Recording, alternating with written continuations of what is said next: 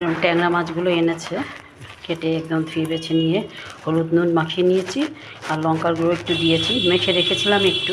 এবার এটাকে ভাজবো। চলো আজকে করবো ট্যাংরা মাছের, পুরো আর কোনো সবজি দিয়ে না, এমনি ঝাল করবো ট্যাংরা মাছের।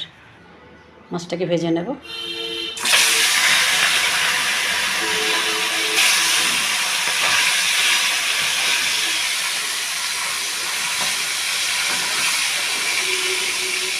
তেলটা ভালো করে তাপিয়ে নিয়েছিলাম, আর একটুর মধ্যে হলুদ আর একটু নুন দিয়ে নিয়েছি, যাতে মাছটা কড়াইতে লেগে না যায়। ঠিক আছে, এবার মাছটাকে ভেজে তুলে নেব। মিষ্টি বন্ধুরা, তালে গোলে মশলাটা দিয়েছি, যে তোমাদের দেখাতে ভুলে গেছি। মাছ ভাজাটা তুলে নিয়েছি, হ্যাঁ, ভেজে নিয়ে যে এবার তোমার এটা ঝাল করবো। যেহেতু মশলা আমি দিয়েছি টক দই, জিরের গুঁড়ো, ধনের গুঁড়ো, লঙ্কার গুঁড়ো, ওগুলো ভিজিয়ে রেখেছিলাম একটু গরম জলে। আর তোমার টক দই দিয়েছি বললাম, এলাচ, লবঙ্গ, দারচিনি।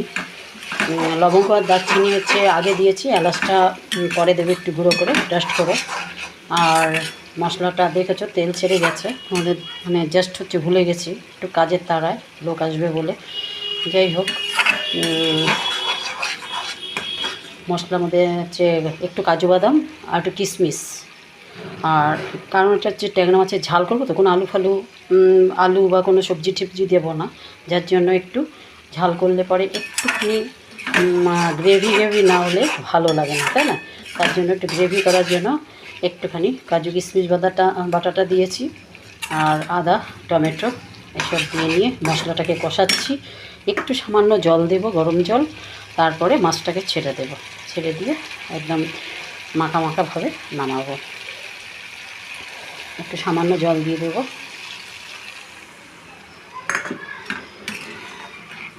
মশলাটা যেহেতু কষানো হয়ে গেছে, আমি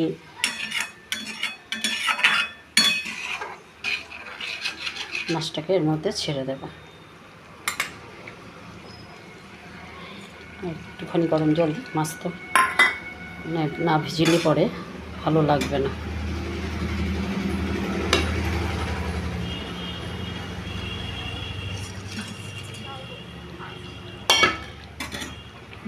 এভাবে ট্যাংরা মাছের ঝালটা করে খেয়ে দেখো, দারুণ লাগে, দারুণ টেস্ট। কারণ সবজি দিলে একরকম টেস্ট, আর এমনি যদি তুমি ঝাল করো, সেটা আলাদা রকমের একটা টেস্ট আসবে, তাই না?